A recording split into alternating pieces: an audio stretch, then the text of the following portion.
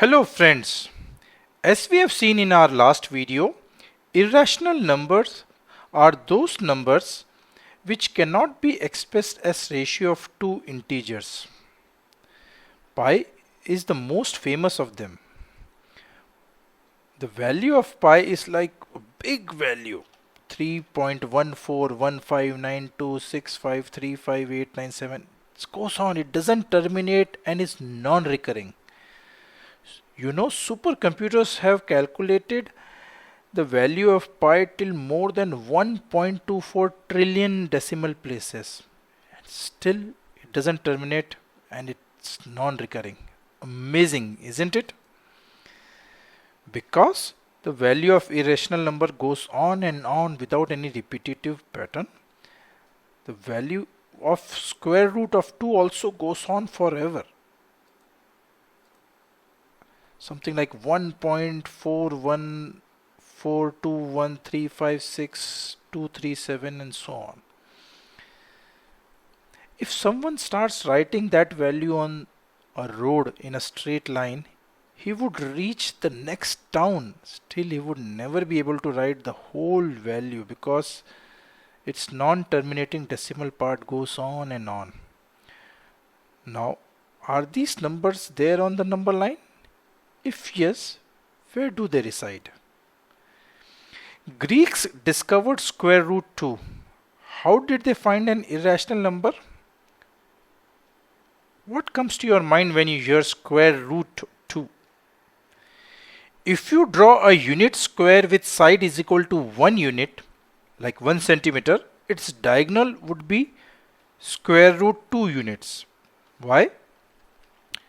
If you draw a right angle triangle with base and perpendicular both as 1 unit, then its hypotenuse would be square root 2. Because according to Pythagoras theorem, square of hypotenuse equal to sum of square of the other two sides. So hypotenuse will be equal to square root of sum of square of other two sides, and in this case it will be square root of 1 square plus 1 square. 1 square plus 1 square is 2, square root of 2. So hypotenuse is square root of 2. Using this hint, we can actually find square root 2 on the number line. We know 1 and 4 are nearest square numbers of 2. That is, we can say 1 is less than 2 is less than 4. If we square root them, then we can say 1 is less than square root 2 is less than square root of 4, which is 2. This way we can say square root of 2 is in between 1 and 2. So let's draw a number line. Mark O at the 0 point. Take unit measurement, that is distance between two consecutive numbers like 0 and 1. And we draw a square with that measurement, OABC. Its side is same as distance between two consecutive numbers, so it is unit length. The side is unit length wide. Now we draw OB as the diagonal. Consider OAB as the right angle triangle. OB, the hypotenuse, will be equal to square root of sum of square of the other two sides. That is square root of 1 square plus 1 square, which is equal to square root of 2 units. We take the measurement of OB, then we put needle on O, that is the 0 on the number line, and draw an arc that intersects the number line at point P. OP is the radius, which is now equal to square root 2. So point P is equal to 0 plus square root of 2, which is equal to square root 2 units. And as you can see, this point P is between 1 and 2. So square root of 2 lies between 1 and 2. What about square root of 3? Let us find out. Square root of 3 is equal to square root of 2 plus 1. So square root of 3 is the hypotenuse of a right angle triangle if the other two sides are square root of 2 and square root of 1, which is 1. Because we know square root of 3 whole square is equal to square root of 2 square plus square root of 1 square.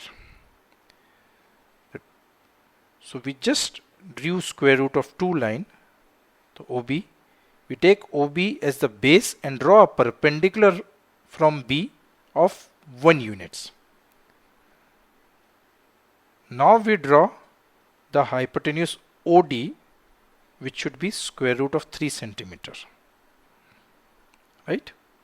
Square root of 2, which is the base, 1 unit, which is the height. So hypotenuse will be square root of 3 according to Pythagoras theorem. We take measurement of OD and draw an arc with center O, and that arc should intersect the number line, say at point Q. So OQ is the radius, which is square root of 3, because OD is also square root of 3. So measure of OQ is 0 plus square root of 3, which is square root of 3. Same way, geometrically, we can find the location of other square roots, like square root of 5 is square root of 4 plus 1. Hypotenuse of triangle with sides 2 and 1 will be square root of 5. So we can start from 0. We take 2 units, make it as the base, then draw a perpendicular with unit length, and the hypotenuse would be square root of 5. We can take that length and find a point which is square root 5 unit more than 0. That will be square root 5 on the number line.